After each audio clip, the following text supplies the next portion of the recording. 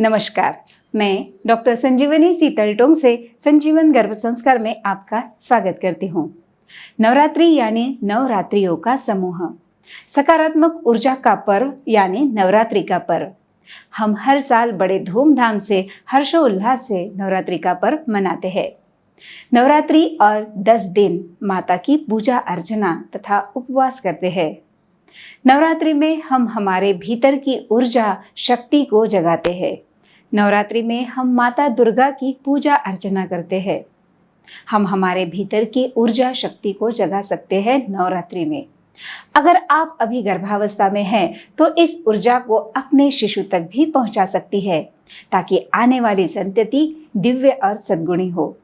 माँ दुर्गा और महिषासुर के बीच 9 दिन तक भयंकर युद्ध हुआ और 10वें दिन माँ दुर्गा ने महिषासुर का वध कर दिया और इस दिन को अच्छाई की जीत के रूप में हम मनाते हैं। नवरात्रि से जुड़ी और एक कथा के अनुसार भगवान श्री राम ने लंका पर आक्रमण करने से पूर्व रावण के संग युद्ध में जीत के लिए शक्ति की देवता माँ भगवती की आराधना की थी और माता से शक्ति प्राप्त कर लंकेश का वध किया, जिस पर्व को हम दशहरे के रूप में मनाते हैं।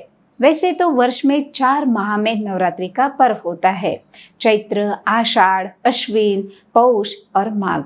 चैत्र माह में चैत्र नवरात्रि, आषाढ़ और पौष माह के नवरात्रि को गुप्त नवरात्रि कहते हैं और अश्विन मास की नवरात्रि को शारदीय नवरात्रि कहते हैं। अभी आप गर्भावस्था में यदि है तो नवरात्रि के 9 दिनों का उपवास आपको नहीं रखना है, बल्कि आप 9 दिनों में माता की भक्ति आराधना पूर्ण रूप से कर सकती है। क्योंकि आप गर्भावस्था में हैं, आपका शिशु भी आपसे जुड़ा है, तो आपके माध्यम से शिशु तक भी आप यह भक्ति का आनंद, माता का आशीर्वाद पहुंचा सकती है। हमारे आचार विचार शुद्ध हो, बुराई पर अच्छाई की विजय कैसे होती है, माता से आशीर्वाद प्राप्त करके शिशु को कैसे बलवान, तेजस्वी, ओजस्वी, सुदृढ़, क्षमाशील, कर्तव्य दक्ष बनाना है, इन सभी बातों को इस नवरात्रि के 9 दिनों में आपको शिशु को सुनाना है। अश्विन मास की आने वाली नवरात्रि के प्रथम दिन से 9 दिन तक तथा विजयदशमी के दिन हम विशेष ध्यान और गर्भ संवाद करने जा रहे हैं। वैसे तो यह ध्यान सभी कर सकते हैं और आप अभी गर्भावस्था में यदि है तो इस सुनहरे अवसर का लाभ आपको आपके गर्भस्थ शिशु तक भी जरूर पहुंचाना है।